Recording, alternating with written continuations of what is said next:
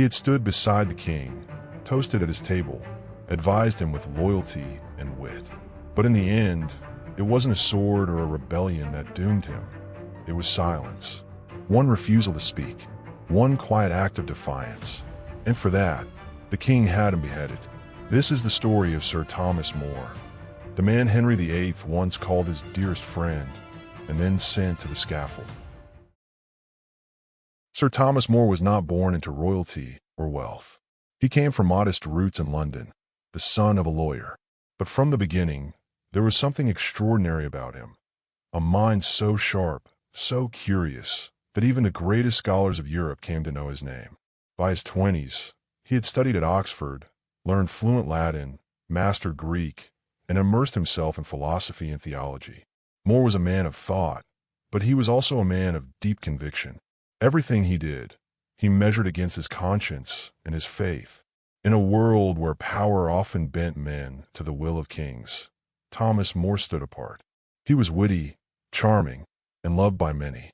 Even the Dutch philosopher Erasmus called him a man for all seasons. It was that brilliance that caught the eye of Henry VIII. When Henry ascended the throne in 1509, the kingdom saw him as a beacon of hope.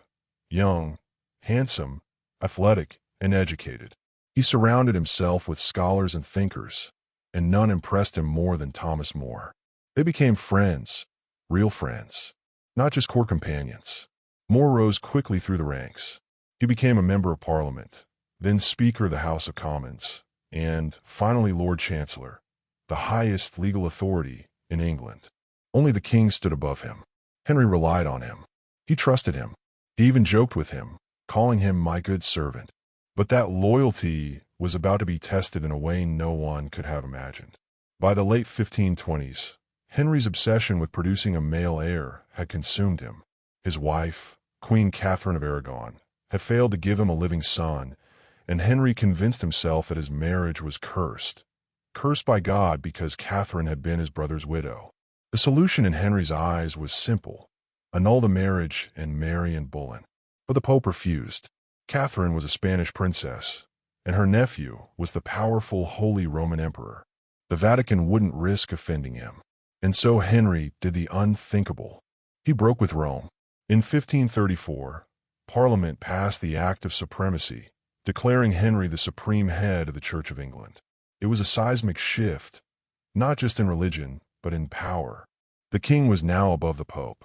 Henry demanded that all nobles and officials take an oath swearing loyalty to this act, acknowledging him as the head of the church and denouncing the Pope's authority.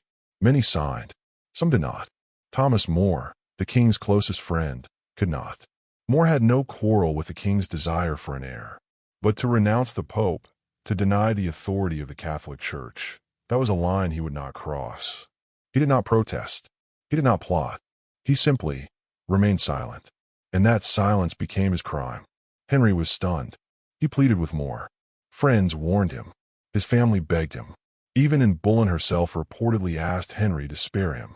But the king saw silence as defiance.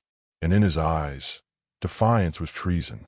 More resigned as Lord Chancellor, retreating from public life. But even that wasn't enough. In 1534, he was summoned and asked to take the oath of supremacy. He refused. And so, Thomas More, former Chancellor of England, lifelong friend of the king, was imprisoned in the Tower of London. He was 56 years old. The tower was cold and dark. More was kept in solitary confinement. He was denied visitors. His books were taken, and his letters were censored. His beard grew long, his body grew thin, and his once lively eyes dulled with time. But still he would not yield. Henry offered him chances to recant, to take the oath, to return to his family and his comforts. But More believed his soul was not his to bargain. "I die the king's good servant," he once said, "but God's first." The trial came in July 1535. It was, in truth, a formality. The verdict had already been written. Witnesses were coached. Evidence fabricated. More defended himself with elegance and clarity, pointing out that his silence could not be interpreted as treason. English law had always held that silence was no admission of guilt, but it no longer mattered. He was found guilty of high treason. The sentence was death by hanging, drawing, and quartering. The most brutal execution the crown could command. But in a final act of twisted mercy, Henry commuted the sentence to beheading. He would still die, just not in pieces. It was July 6th, 1535. Sir Thomas More awoke in the Tower of London after 15 long months of imprisonment. Word came from the lieutenant. The king had signed the order. Today would be his last. He received the news with calm. That morning, he dressed carefully, not in mourning black, but in the plain clothes of a humble man. He was offered a priest, which he accepted with gratitude. He confessed. He prayed. He wrote a final letter to his beloved daughter, Margaret Roper, who had visited him in secret during his captivity. In it, he enclosed two things: his blessings and the hair from his beard, grown long and gray during his long isolation. Then, at around 9 o'clock, they came for him. He walked from the tower with dignity, accompanied by a small group of guards. The crowd gathered slowly at Tower Hill. They had come to see a spectacle, to witness the fall of a giant. But what they saw was a man who looked utterly at peace. More was not tortured in the traditional sense. No racks, no whips, no Iron Maidens. But what he endured was something colder, psychological torment. For 15 months, he had been starved of contact, isolated in a stone cell, stripped of status, of books, of letters, of purpose. He had watched his friends denounce him, watched his family plead for his compliance, and knew that all he had to do was speak a single sentence to live. That silence, the restraint, was its own form of slow torture. Now, on the scaffold, he looked out at the crowd. He did not weep. He did not curse. Instead, he smiled, and then he spoke. He asked the people to pray for the king. He said he died the king's good servant, but God's first. Those were his last words. He knelt, placed his head upon the execution block, and adjusted his beard out of the way, saying, "This hath not offended the king." A single stroke of the axe ended his life. Sir Thomas More was 57 years old. The crowd stood silent. No cheering, no gasps, just silence. Even those loyal to the king could not ignore the sense that something terrible had just happened. This was no traitor, no conspirator. This was a man who died for his conscience, and who did so with grace. Henry VIII, in the weeks after, said little about More's death. But behind the palace walls, he brooded. He had not only executed a man, he had extinguished a mirror. More had been his conscience, his equal in intellect, and perhaps the last person in England brave enough to speak the truth to him.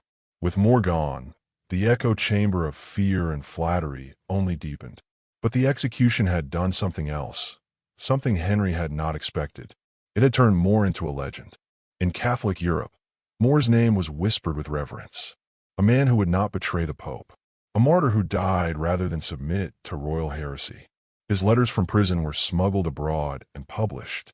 His final quotes were copied in ink and passed hand to hand. And over the years, his story only grew more powerful. In 1935, 4 centuries after his death, the Catholic Church canonized him as a saint. He became the patron saint of politicians and statesmen, a symbol of integrity in government, a man who put principle above politics and soul above safety. And still, his words echo. "I die the king's good servant, but God's first." They are etched into memorials, written in textbooks, and taught as a reminder that sometimes it is not rebellion, but refusal that threatens tyranny the most. More is not loud. He did not conspire or raise an army. He simply refused to say what he did not believe. And for that, the most powerful man in England killed his closest friend. Thomas More's death wasn't just a personal betrayal. It was a glimpse into the soul of Henry VIII. A king who wanted loyalty, but not truth. A ruler who thought friendship could be silenced by fear. But history remembers More not as the king's victim, but as his better. Because in the end, it was the one who remained silent who spoke the loudest.